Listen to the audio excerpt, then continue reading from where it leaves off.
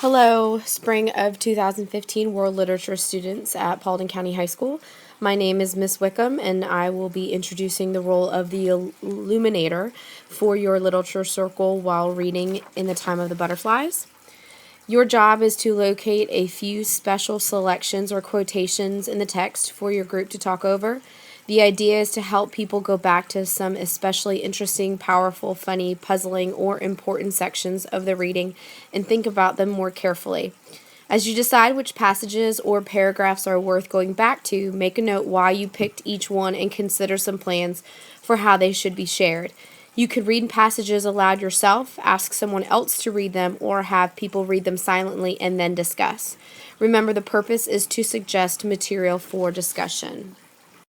So again, for the Illuminator, you are to select and shed light on key passages through a well-written response. Some sample questions to ask yourself while reading these. What is happening in this passage? Why did you choose this passage? What does this passage mean? What is it discussing? Who is speaking, and what does that say about them? What is the most unique aspect of the passage and why? What did the quotation or passage make you think about when you read it? What makes the passage so confusing, important, or interesting? So for those of you who also are familiar with using annotations, so while you're reading, what things were you thinking of, and that's part of what you can bring to discussion during your literature circle. Be aware, please use ellipsis. Don't take the text out of context and do not take out the most important parts.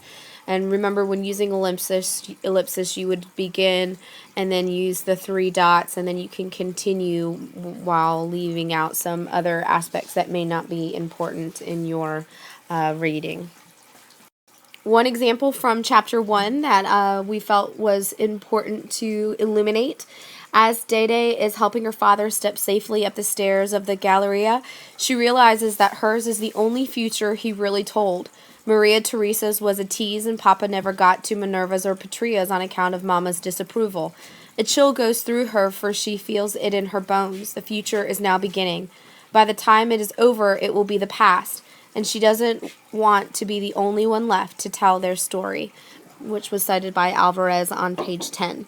This really foreshadows the events at the end of the book. I know this seems like a spoiler, but everybody knows how the story ends if you did your proper research during stations. As a matter of fact, this ends up foreshadowing the parents' relationship as well. This act of telling fortunes by Papa goes against the mother's beliefs, but he continues to tell the futures, and the mother puts up with it because, well, she has to.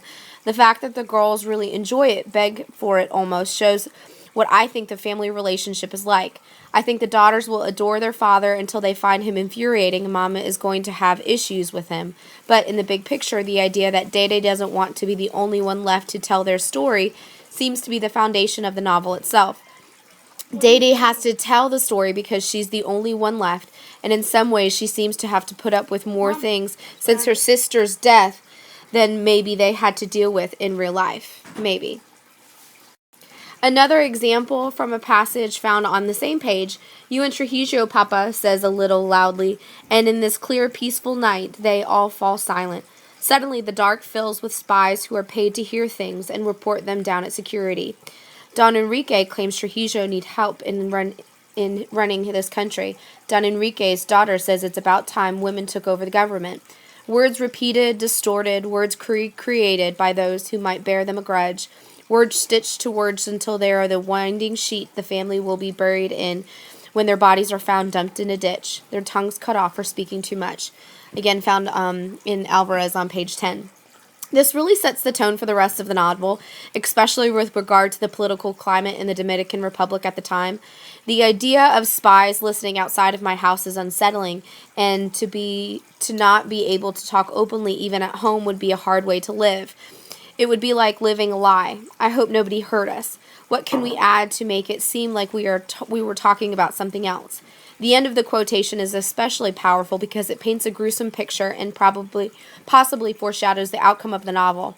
This idea of families being buried in sheets after being found dumped in a ditch, the idea of tongues cut off for speaking too much, is just icing on the cake.